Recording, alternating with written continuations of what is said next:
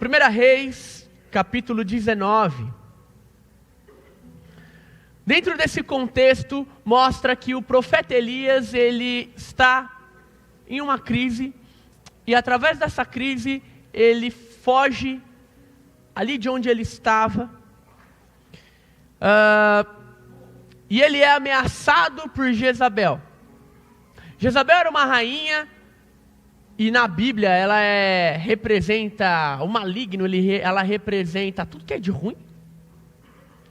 E Elias, ele é ameaçado por ela, porque ela tinha feito alguns decretos para matar os profetas, para matar aqueles que proclamavam a palavra do Senhor.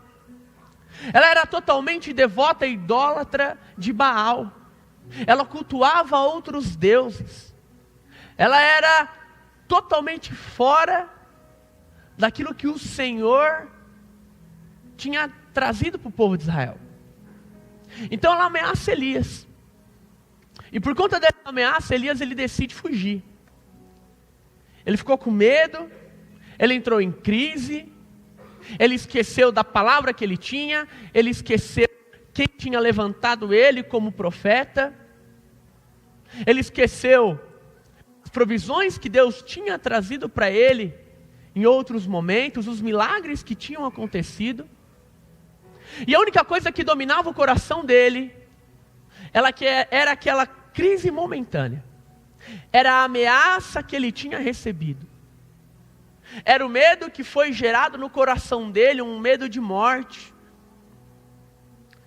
Um medo de ser pego pelos soldados ali de Jezabel e ser assassinado. Então a Bíblia diz que Elias, ele foge. Ele vai para o meio de um deserto e ali ele fica. Mas um anjo do Senhor encontrou Elias. O anjo do Senhor foi até Elias para lembrá-lo da palavra que ele tinha, para lembrá-lo que ele era um profeta, para lembrá-lo que o Senhor era com ele. E eu quero que você entenda essa manhã que é necessário que a gente lembre da palavra que nós temos para a nossa vida.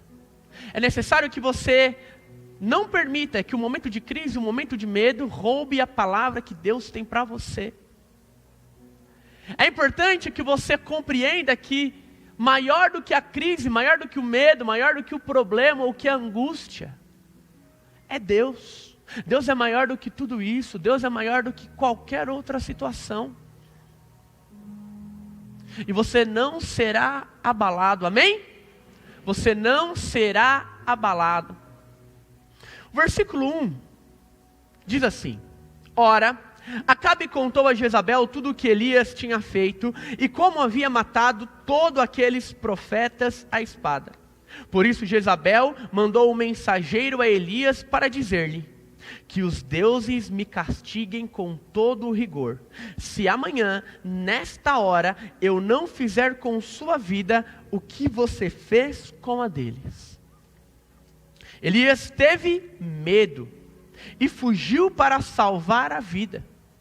Em Berseba de Judá, ele deixou o seu servo e entrou no deserto. Caminhando um dia, chegou a um pé de gesta, sentou-se debaixo dele e orou, pedindo a morte. Já tive o bastante, Senhor, tira minha vida. Não sou melhor do que os meus antepassados. Depois se deitou debaixo da árvore e dormiu. De repente um anjo tocou nele e disse: levante-se e coma. Elias olhou ao redor e ali, junto à sua cabeça, havia um pão assado sobre brasas e um jarro de água. Ele comeu, bebeu e deitou-se de novo. O anjo do Senhor voltou, tocou nele e disse: levante-se e coma, pois a sua viagem será muito longa. Então ele se levantou, comeu e bebeu. Fortalecido com aquela comida, viajou 40 dias e 40 noites, até chegar a Horebe, o monte de Deus. Ali entrou numa caverna e passou a noite. Elias estava amedrontado, com medo de ser pego por Jezabel. Ele foge, ele vai para um deserto, ele deita debaixo de uma árvore, e ali ele faz uma oração, pedindo para que Deus tire a vida dele. Isso é meio doido, né? Porque ele está fugindo porque ele não queria morrer, mas ele foge e pede para morrer. Meio complicado, não é? Então ele foge, vai debaixo desse pé, faz uma oração e fala para Deus: Deus, eu não sou melhor do que aqueles que vieram antes de mim. Então me mata. O que eu tinha que fazer eu já fiz. O que eu tinha que viver eu já vivi.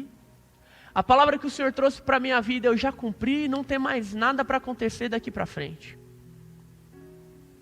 Me leva. Irmão, a Bíblia diz que naquele momento de angústia, naquele momento de adversidade, ele dorme. Mas um anjo toca nele e ao lado dele tem pão e água. Tem pão e água. Irmão, Deus não deixa de mandar a provisão e não deixa de cuidar de você no meio da angústia. Deus não deixa de cuidar de você no meio do medo. Deus não deixa de cuidar de você no meio da adversidade. Ele fugiu, ele fez a oração, ele pediu para morrer, mas quando ele estava descansando, o Senhor providenciou aquilo que ele precisava. Eu não sei se você está entendendo, mas eu quero dizer que, meu irmão, quando você descansa, Deus providencia. Quando você descansa, Deus mata a tua fome, Deus mata a tua sede. Ele vai suprir. O pedido de Elias não era um prato de comida, o pedido de Elias não era uma jarra de água. Meu irmão, Deus vai te entregar muito além daquilo que você pede. Às vezes você está no meio do problema, Deus está falando: descansa.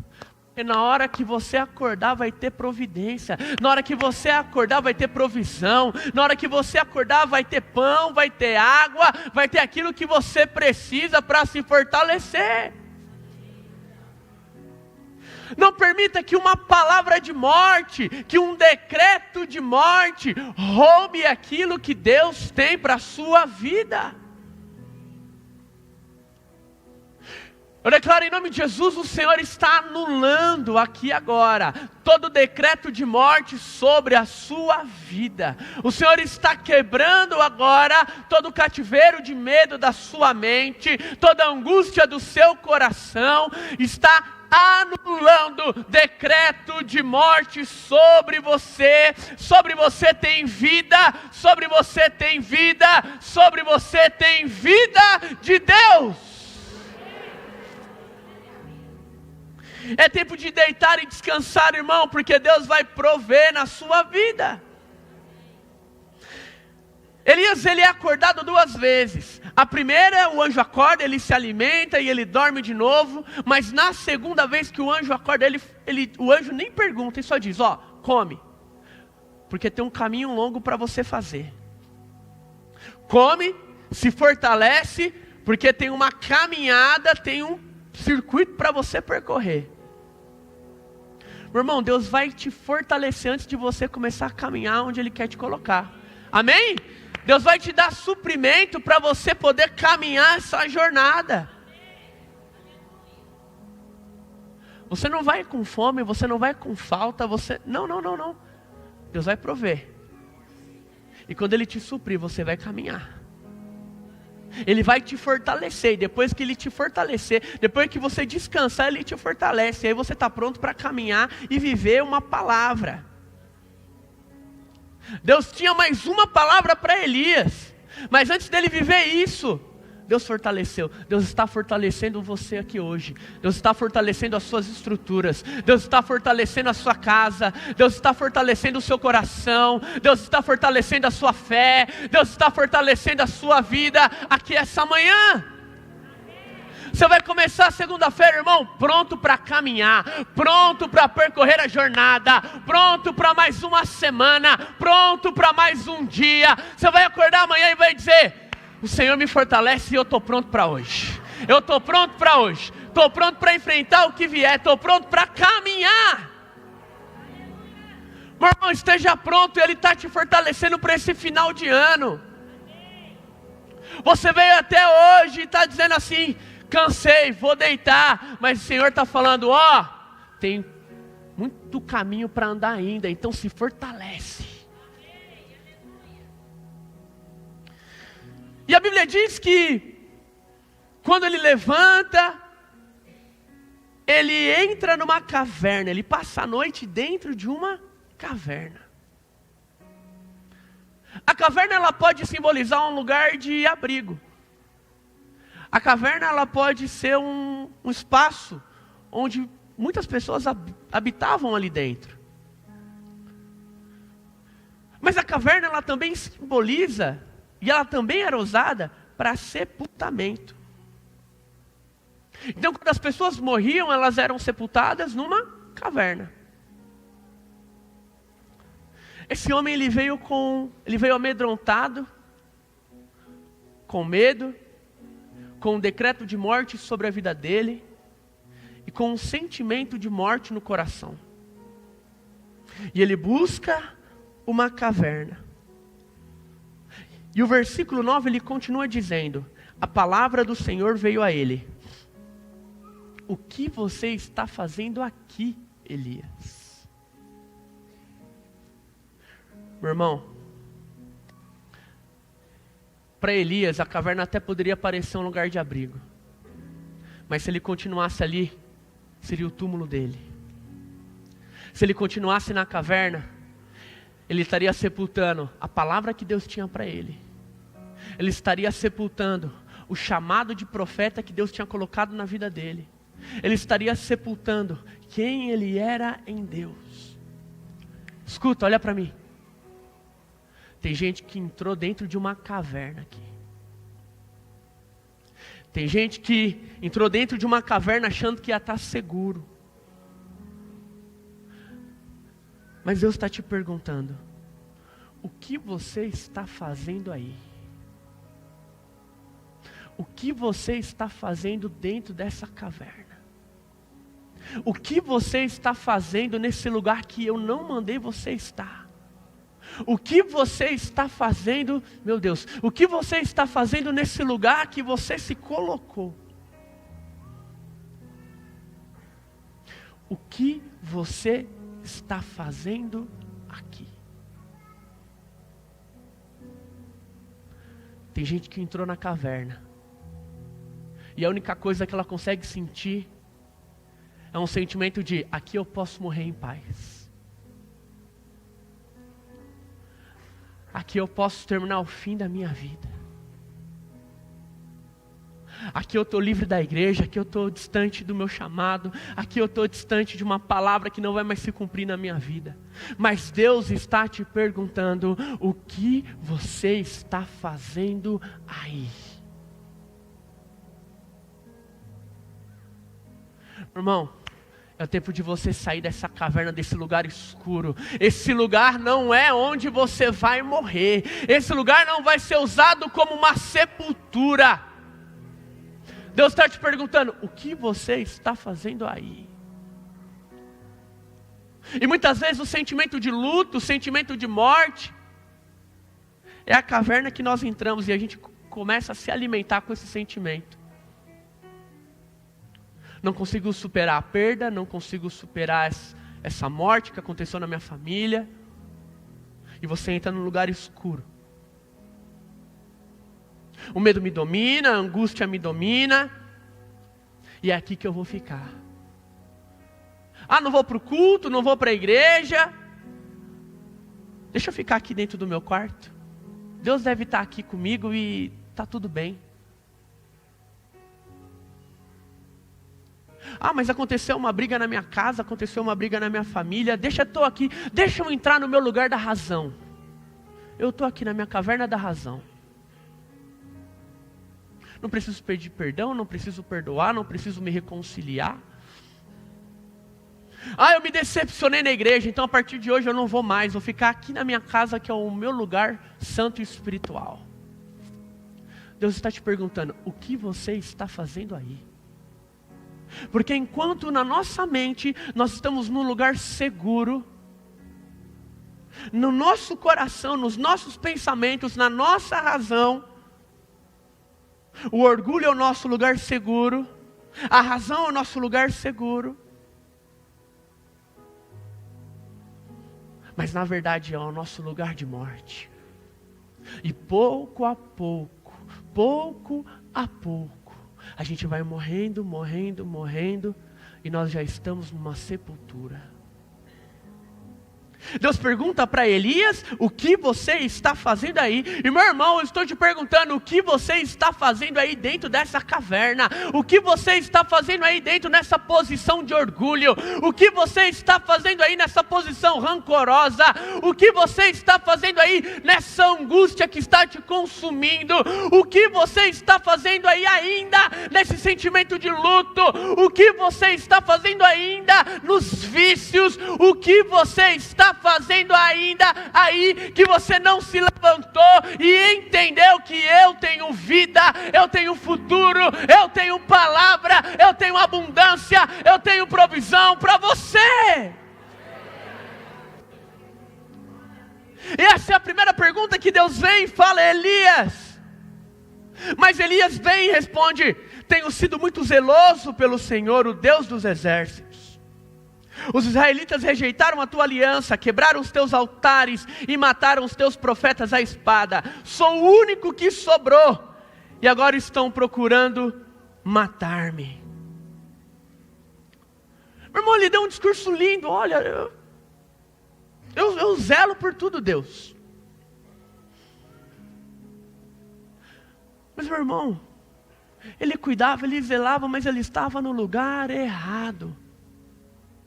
E muitas vezes a gente fala, eu vou para o culto, eu leio a Bíblia, eu oro, mas nós estamos num lugar errado. E Deus quer te tirar desse lugar. E ele diz, sou o único que sobrou. Os outros morreram, sou o único que sobrou. E o Senhor disse, saia e fique no monte na presença do Senhor, pois o Senhor vai passar. Meu irmão, se ele foi o único que sobrou, era o momento dele sair dali e ter um encontro com Deus. Porque o Senhor ia passar naquele monte com poder e iria tocar na vida de Elias e transformar aquele decreto que estava sobre a vida dele. E talvez hoje você está aqui dizendo, Senhor, eu sou o único crente da minha casa. Senhor, eu sou o único que quer reconciliação no meu casamento. Senhor, eu sou o único que vem para a igreja. A minha família inteira não vem, eu sou o único. Senhor, eu sou o único. Irmão, é através de você, através da sua vida, que Deus vai começar a mudar. Mas para que isso possa acontecer, você tem que sair. Deus falou assim, tudo bem, você é o único que sobrou, mas para que você possa fazer a diferença, você tem que sair desse lugar que você está e ter um encontro com Deus. Irmão, se você é o único crente da sua família, sai do lugar, sai desse lugar escuro, se movimenta, porque é através de você que a próxima geração vai ser cheia, é através de você que a sua casa vai ser transformada, é através de você que as coisas vão mudar, mas para isso você precisa sair. Tem gente que está estacionado no mesmo lugar há anos. Tem gente que está sofrendo e remoendo o mesmo problema há anos. Deus está falando, saia deste lugar. Saia e venha ter um encontro comigo. Ele diz, o Senhor vai passar. E meu irmão, o Senhor não vai passar aqui, o Senhor já está aqui. O Senhor não vai passar e ir embora. O Senhor já está e Ele permanecerá.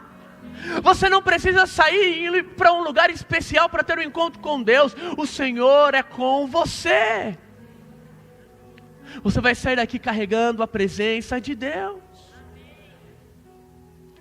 Meu irmão, mas onde você está não é mais lugar para você, é tempo de sair. É tempo de sair dos vícios, é tempo de sair das drogas.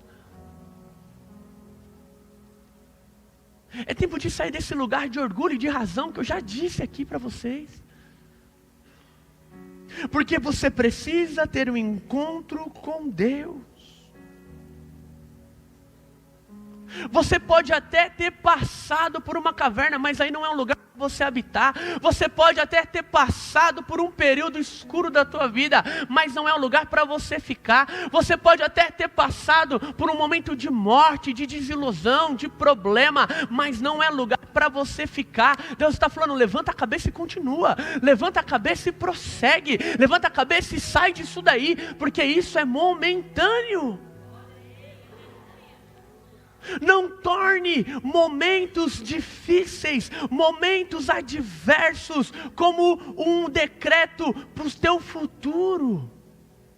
O momento não pode definir, meu irmão, o seu futuro. O momento não pode definir o que você vai colher depois. O momento não pode definir a palavra de Deus na sua vida. O momento não pode definir o que Deus tem para você. Então chega de viver e habitar nos momentos difíceis da vida.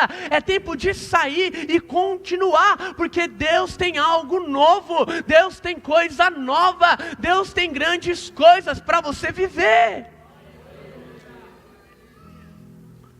Aleluia! Glória a Deus! Deus está tirando da escuridão, Deus está te tirando da escuridão. Então a Bíblia diz que veio um vento fortíssimo, que separou os montes e esmigalhou as rochas diante do Senhor. Mas o Senhor não estava no vento. Depois, houve um terremoto, mas o Senhor não estava no terremoto. Depois do terremoto, houve um fogo, mas o Senhor não estava nele. E depois do fogo, houve um murmúrio de uma brisa suave. Quando Elias ouviu, puxou a capa para cobrir o rosto, saiu e ficou à entrada da caverna. E uma voz lhe perguntou: o que você está fazendo aqui, Elias? Deus não estava no terremoto, Deus não estava no fogo, Deus não estava em nenhuma daquelas coisas. Mas Deus estava numa brisa. Meu irmão, vai ter momento que você vai esperar que Deus venha de alguma forma. Você vai aguardar que Deus fale com você de algum jeito. Mas Ele não vai falar com você da maneira que você quer. É na maneira dEle. Uma maneira suave. Uma maneira que te refrigera. Meu irmão, quando uma brisa bate no seu rosto, ela o que? Te refresca. Ela te traz alívio. Você se sente bem. Deus é um Deus que te faz sentir bem. Deus é um Deus, irmão, que vem como uma brisa suave sobre a sua vida aqui hoje, trazendo refrigério, te restaurando, trazendo resposta, trazendo direção para a sua vida. E ele pergunta novamente a Elias: o que você está fazendo aqui, Elias? Deus está se manifestando, você tem palavra, e o que você ainda está fazendo aqui? Porque você ainda está parado, porque você ainda está dentro desse lugar. Meu irmão, o que Deus tem para a sua vida não vai mudar. Mas nós conseguimos anular palavras que nós recebemos, baseado na nossa atitude, baseado na maneira que nós nos comportamos. Deus pode chegar em você e falar: você vai ser um pastor, mas se você ficar sentado a vida inteira e não tomar uma atitude, você não vai ser um pastor. Deus pode chegar para você e dizer: olha, a sua família vai ser salva, mas se você ficar parado e não falar de Jesus para a sua família, como ela será salva?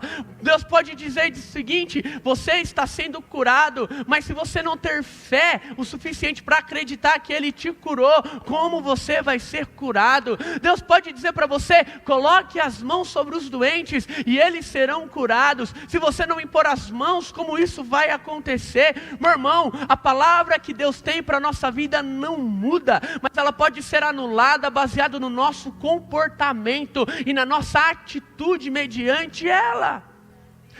A palavra de Deus não tinha mudado para Elias, mas ela não estava acontecendo, porque ele continuava, ele permanecia dentro daquele lugar. Deus vai tirar você da sua sepultura aqui hoje.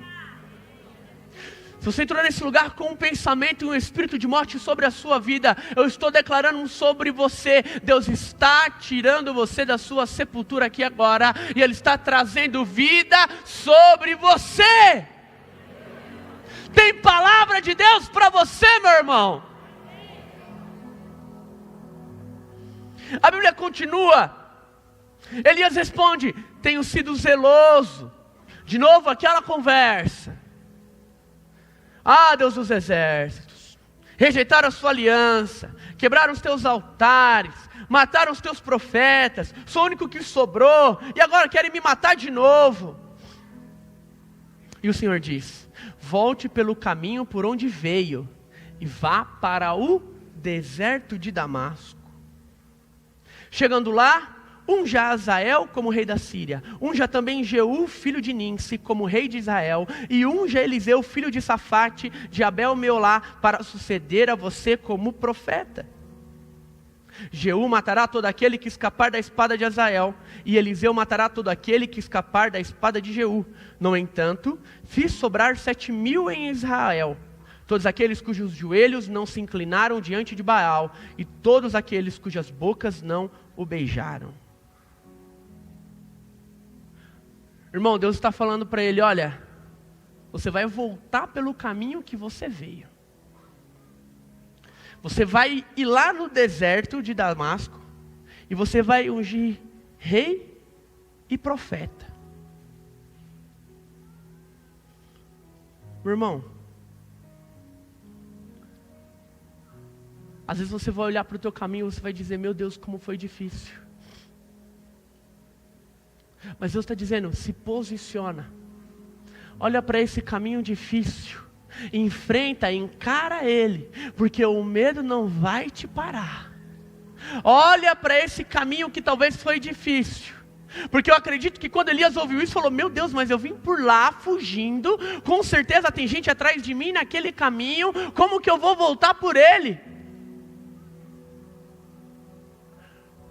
Meu irmão, não sei qual o caminho difícil que você percorreu, mas você tem que tomar uma posição de mediante ele. E ele não pode mais te assombrar, ele não pode mais te trazer medo, ele não pode mais dominar o seu coração.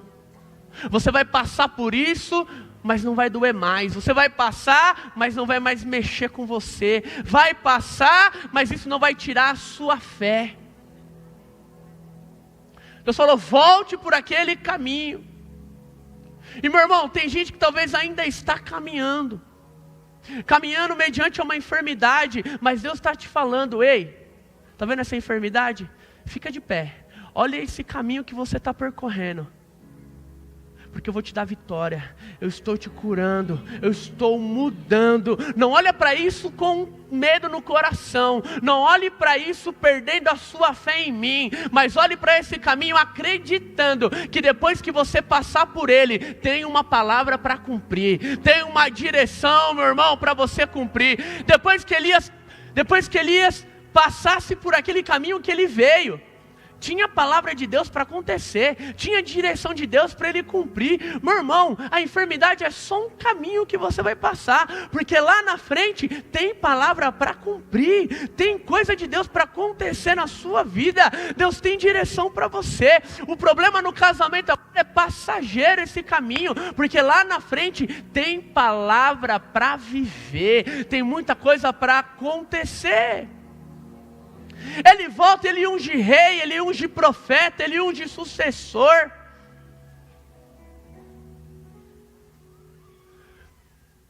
Meu irmão, esse caminho que você está percorrendo está te habilitando para ungir profetas, para ungir sucessores. Mas como assim, pastor? Eu vou ir ungir, eu vou pôr a mão, eu vou levantar? Não, meu irmão, mas através da sua vida, através do seu testemunho, através de você, pessoas vão encontrar Jesus, vão se levantar como reis e sacerdotes, assim como você é rei e sacerdote. Deus te levanta hoje, meu irmão, te levando à tua posição, ao seu lugar onde você não deveria ter saído. A Bíblia diz que ele vai, ele unge Eliseu, o seu sucessor. Irmão, tem um Eliseu para você ungir, tem um Eliseu para você levantar, tem um Eliseu esperando você para ouvir da palavra de Deus, tem um Eliseu esperando você para que o chamado dele possa começar, tem um Eliseu esperando você para que ele saia da caverna que ele está habitando e ele veja que Deus é um Deus de vida. Tem alguém esperando por você para receber uma palavra, tem alguém esperando por você para ter a vida transformada. Será que você pode aplaudir Jesus, irmão?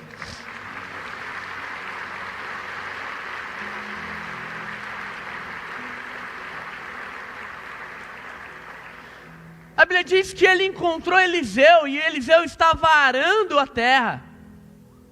Tinham 12 juntas de bois e Eliseu estava na última junta arando a terra. E ele joga a capa dele sobre Eliseu. E ali Eliseu fala: olha, eu quero me despedir dos meus pais e aí eu vou te seguir. A Bíblia diz que Eliseu foi, se despediu, queimou o arado que ele estava usando, matou os bois, deu de comer para todo mundo e foi auxiliar Elias na sua caminhada.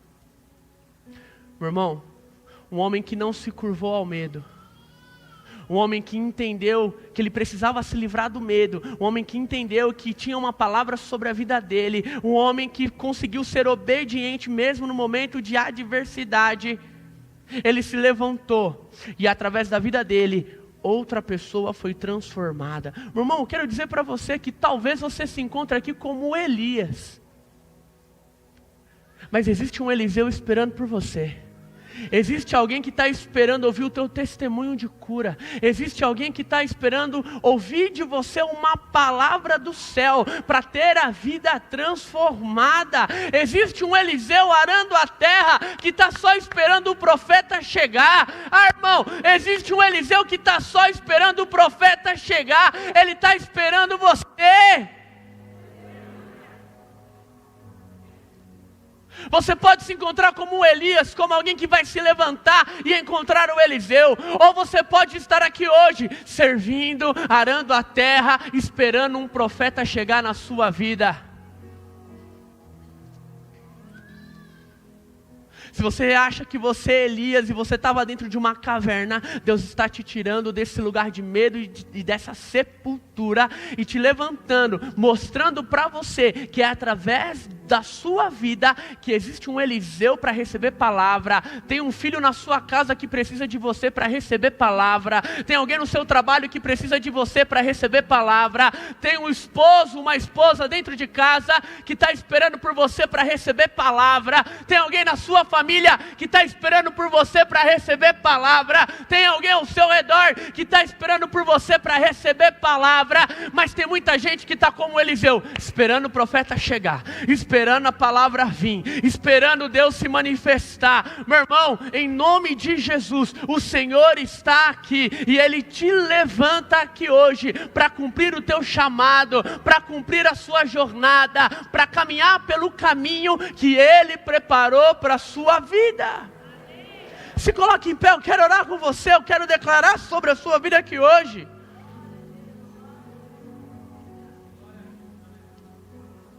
Deus está te habilitando, irmão. Deus está te levantando. E eu venho aqui hoje como profeta de Deus para a sua vida, declarando que esse lugar não é o seu lugar. Esse lugar escuro, essa sepultura não é para você. Declarando que tem palavra de vida, tem palavra de chamado para você. Deus está te levantando. Essa manhã, irmão, alguns vão ter que sair da sepultura, e outros vão ter que queimar as carroças. Alguns vão ter que sair desse lugar de morte, e outros vão ter que entregar tudo para seguir a palavra, para seguir o propósito, para seguir o chamado. Deus tem provisão para você. Se você achar que você não vai conseguir, eu quero te dizer que ao seu lado tem pão, tem água. Se você se sentir fraco, eu quero dizer que ao seu lado tem pão e tem água. Eu sou o pão da vida.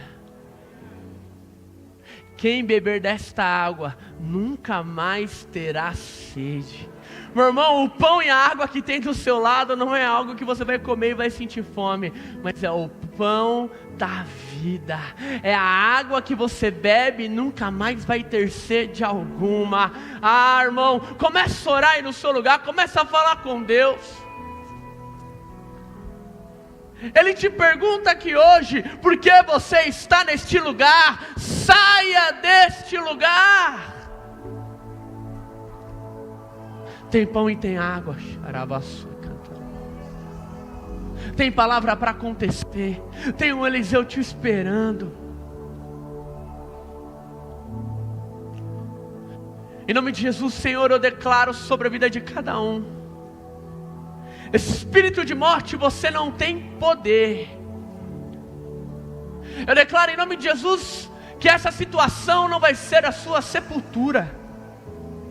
Eu declaro em nome de Jesus que Deus está te fortalecendo para você se levantar e sair deste lugar para ter um encontro com a presença dEle.